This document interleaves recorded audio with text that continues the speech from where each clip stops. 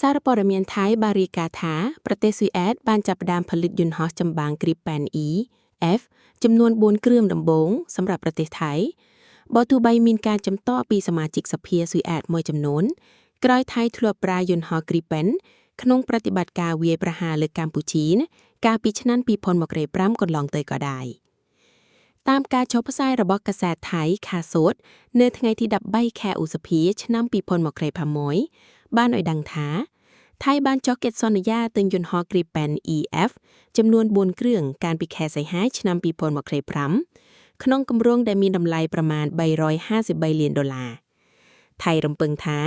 នឹងទទួលបានយន្តហោះទាំងនេះនៅឆ្នាំ2029ហើយក៏មានផែនការទិញបន្ថែម4គ្រឿងទៀតในដំណាក់កាលបន្ទាប់ដើម្បីសម្រេចគោលដៅមានយន្តហោះ Gripen សរុប12គ្រឿងយន្តហោះថ្មីទាំងនេះនឹងត្រូវប្រើជំនួសយន្តហោះ F-16 ចាស់ៗដែលកំពុងឈរជើងនៅមូលដ្ឋានទ័ពអាកាស Wing 1ក្នុងខេត្តនាខូនរាជសីមាសម្រាប់ភាគីថៃវាត្រូវបានចាត់ទុកថាជាផ្នែកនៃការធ្វើទំនើបកម្មកងទ័ពអាកាសប៉ុន្តែសម្រាប់អ្នកនយោបាយនិងអ្នករិះគន់នៅស៊ុយអែតវាបានបង្កជាសំណួរធំមួយពាក់ព័ន្ធនឹងគោលនយោបាយនាំចេញអាវុធ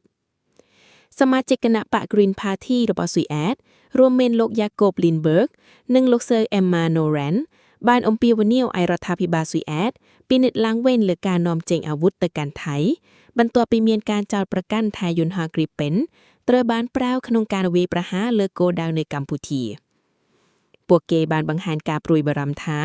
ការផ្គត់ផ្គង់យន្តហោះចម្បាំងបន្ថែមទៅកាន់រដ្ឋាភិបាលដែលមានឥទ្ធិពលយោធាខ្លាំងអាចមិនជួយលើកកម្ពស់សន្តិភាពនិងស្ថិរភាពក្នុងតំបន់ឡើយជាមួយគ្នានេះគណៈកម្មាធិការសិទ្ធិមនុស្សកម្ពុជាក៏បានអំពាវនាវឲ្យភាគីស៊ុយអែតពិចារណាឡើងវិញចំពោះការលក់យន្តហោះ Gripen ទៅឲ្យថៃផងដែរទោះជាយ៉ាងណាកិច្ចព្រមព្រៀងលក់យន្តហោះចម្បាំងនេះនៅតែបន្តដំណើរការហើយថៃនឹងទទួលបានយន្តហោះទំនើបបន្ថែមនាពេលខាងមុខ